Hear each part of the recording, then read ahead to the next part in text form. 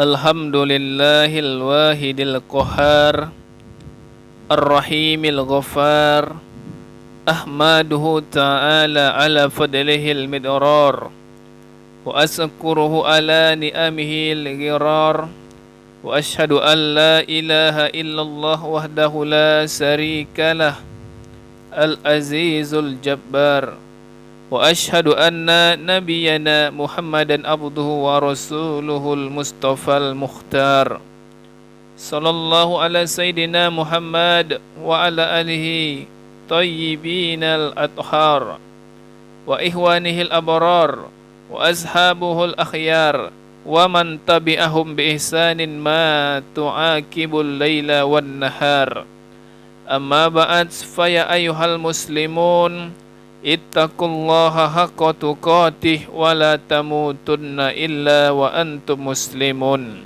Faqad qala Allahu ta'ala fi kitabihil karim wa'tasimu bihablillahi jami'an wa la tafarraqu. Waskur ni'matallahi 'alaikum iz kuntum a'da'a fa'alafa baina qulubikum fa asbahtum bi ni'matihi ihwana. Jamaah yang dirahmati Allah Subhanahu wa ta'ala, mungkin ada sebagian jamaah yang bertanya, mengapa pesan takwalah, yakni menjalankan perintah dan menjauhi larangannya, selalu diingatkan saat khotib ada di atas mimbar? Tentu saja hal ini memberikan pesan bahwa betapa pentingnya peringatan tersebut dalam kehidupan, bahwa terjadinya penyimpangan dan ketidakberesan selama ini, baik di rumah tangga, tempat kerja hingga di ruang publik, semua karena lepasnya takwallah. Kita tidak merasa dalam pengawasan dan pantauan Allah Subhanahu wa ta'ala, sehingga berani melakukan dosa dan kesalahan, baik yang ada hubungannya dengan hakullah atau berkaitan dengan penghambaan kepada Allah Subhanahu wa ta'ala, dan hakul adami yang hubungannya dengan tindakan menyakiti manusia lain. Karenanya, marilah kita tingkatkan takwa dengan menjalankan perintah dan menjauhi larangan Allah Subhanahu wa ta'ala. Jamaah yang berbahagia, jika umat Islam ditanya siapa teladan utama yang mesti diikuti, maka jawaban pertama yang harus terlontar adalah Nabi Muhammad sallallahu alaihi wasallam. Al-Quran menyebut akhlak Nabi sebagai akhlak yang agung. Wa innaka la ala khuluqin azim. Penyambatan predikat al-azim pada diri Nabi Muhammad merupakan sebuah keistimewaan luar biasa. Al-Azim merupakan salah satu dari 99 nama Allah yang indah. Al-Asma'ul Husna. Nabi Muhammadlah pembawa risalah yang diutus untuk menyempurnakan akhlak. Sehingga ketika Aisyah ditanya tentang akhlak Rasulullah, maka menjawab dengan tegas, akhlak Nabi adalah Al-Quran. Jamaah rahimakumullah, salah satu dari sikap Rasulullah yang perlu kita contoh adalah luasnya hati dalam memberi maaf. Nabi Muhammad adalah seorang yang hidupnya syarat dengan ujian, terlebih saat pertama kali menapaki proses dakwah. Serangan bertubi-tubi menimpanya dari orang-orang yang merasa terusik, mulai dari hinaan, fitnah, pelemparan kotoran, kekerasan fisik, hingga percobaan pembunuhan. Dari berbagai rintangan itulah umat justru dapat memetik pelajaran luar biasa dari Rasulullah ini. Rasulullah pernah difitnah gila karena menceritakan sesuatu yang belum bisa dicerna oleh akal kaum musyrik saat itu. Pernah dirayu dengan harta dan perempuan agar menghentikan dakwahnya. Dicekik ketika beribadah di sekitar Ka'bah, dilempar batu hingga berdarah kala hijrah ke Taif, sampai secara diam-diam dibuntuti musuh perjalanannya untuk bisa dipenggal kepalanya dari belakang. Dari rangkaian teror psikologis dan teror fisik tersebut, Rasulullah melaluinya dengan kuat dan tegar. Nabi tetap teguh dengan prinsip-prinsip tauhid yang diyakininya dan berdakwah, memperbaiki moral masyarakat yang bejat dan membangun kehidupan yang lebih adil dan manusiawi. Meskipun tekanan demi tekanan, penganiayaan demi penganiayaan sempat membuat Nabi dan para pengikutnya terpaksa hijrah ke tempat lain.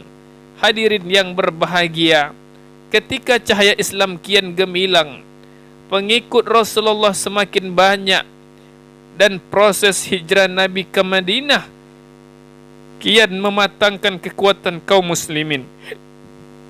Masyarakat Quraisy ketar-ketir, masa depan mereka bakal terancam. Puncaknya terjadi pada tahun 630 Hijriah. Sejak perjanjian Hudaibiyah dilanggar kaum musyrikin Quraisy karena dirusak. Perjanjian Hudaibiyah yang berisi kesepakatan untuk gencatan senjata pun secara otomatis mengizinkan kaum muslimin mengadakan pembelaan lantaran mereka dizolimi. Suasana Makkah begitu mencekam tatkala 10.000 pasukan muslim dari Madinah tampak berjalan menuju Makkah. Kekuatan ini hampir mustahil ditandingi kaum musyrikin Quraisy yang kian meredup. Abu Sufyan, dedengkot kafir Quraisy, adalah orang yang paling tercabik-cabik jiwanya.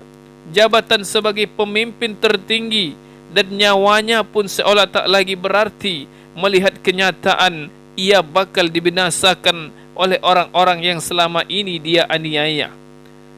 Benar, Rasulullah bersama 10.000 pasukan memasuki Mekah.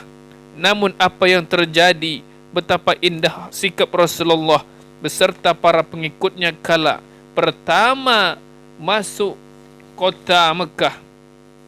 Pembantaian yang dikhawatirkan kaum musyrikin Quraisy sama sekali tidak terjadi. Tak ada satu pun darah menetes. Patung-patung berhala di sekitar Ka'bah dihancurkan atas inisiatif masyarakat sendiri. Lebih indah lagi ketika Rasulullah di hadapan khalayak berpidato. Barang siapa masuk ke dalam Masjidil Haram, dia akan dilindungi. Barang siapa masuk ke dalam rumah Abu Sufyan, dia akan dilindungi. Jemaah yang mulia, subhanallah, hati Abu Sufyan menjerit menyaksikan keagungan akhlak Nabi Muhammad. Musuh bebuyutannya, ternyata orang yang paling dibenci selama ini adalah orang yang paling memahami suasana batinnya yang sedang diselimuti ketakutan. Pidato Nabi tak hanya membuatnya merasa aman, tapi juga kembali terangkat derajatnya karena merasa disejajarkan dengan Masjidil Haram. Abu Sufyan pun masuk Islam, disusul anggota keluarganya dan para pengikutnya yang lain. Bahkan putranya Muawiyah bin Abu Sufyan beberapa saat kemudian diangkat oleh Nabi sebagai salah seorang pencatat wahyu. Peristiwa ini disebut dalam sejarah sebagai Fatu Makkah, pembebasan kota Makkah. Kekuatan politik yang mapan sama sekali tak menjadikan Rasulullah bertindak semena-mena. Padahal bila mau, dengan kekuatan militer yang ada, Rasulullah bisa membinasakan mereka dalam waktu singkat. Rasulullah sama sekali bukan pendendam. Justru dengan kenyataan inilah orang melihat keluhuran Islam sebagai agama yang beradab, menjunjung tinggi nilai kemanusiaan, selaras dengan misi Nabi Muhammad diutus, yakni sebagai penebar cinta bagi seluruh alam, rahmatan lil alamin. Jemaah Jumat rahimakumullah, bila di pembukaan khutbah tadi disebut bahawa akhlak Rasulullah adalah Al-Quran, maka sifatnya memang mengamalkan sepenuh apa yang ada dalam Al-Quran. Khuzil afwa wa'mur bil urfi wa arid anil jahilin. Artinya, jadilah engkau pemaaf dan suruhlah orang mengerjakan kebajikan, serta berpalinglah dari orang-orang yang bodoh. Sungguh memaafkan bukan tanda kelemahan atau kekalahan, sebab maaf hanya bisa lahir dari jiwa yang besar. Seseorang yang pemaaf sejatinya tidak hanya sedang menang telak atas musuh-musuhnya, tapi juga sukses mengalahkan nafsu di dalam dadanya sendiri. Nafsu yang biasa mendorong manusia untuk meluapkan amarah, melampiaskan dendam, serta merasa paling tinggi dan merendahkan orang. Dengan membuka pintu maaf yang demikian luas, Nabi justru hendak menunjukkan bahwa pembalas dendam justru tak akan memperoleh kemuliaan. Hal ini sesuai sabdanya, wa ma zadallahu abadan bi'afwi illa izzah. Dan tidaklah Allah menambah kepada seorang hamba yang pemaaf kecuali kemuliaan. Maaf memang mudah dilontarkan di lisan, tapi sukar dipraktikkan. Sebagian orang mungkin berpikir, bagaimana bisa kita dengan mudah merelakan begitu saja orang yang pernah menghina, melecehkan, menghujat, atau bahkan melakukan kekerasan terhadap kita. Karena itulah maaf diganjar dengan kemuliaan, karena memang hanya orang yang hati mulia yang akan leluasa memberikannya kepada siapa saja, termasuk orang yang pernah merugikannya. Barakallah li wa lakum fil Qur'anil azim, wa nafa'ni wa iyyakum bima fihi minal ayati wa zikril hakim, wa taqabbalallahu minna wa minkum tilawatahu wa innahu huwas samiul alim. Wa aqulu qawli hadza fastaghfirullahal azim innahu huwal ghafurur rahim.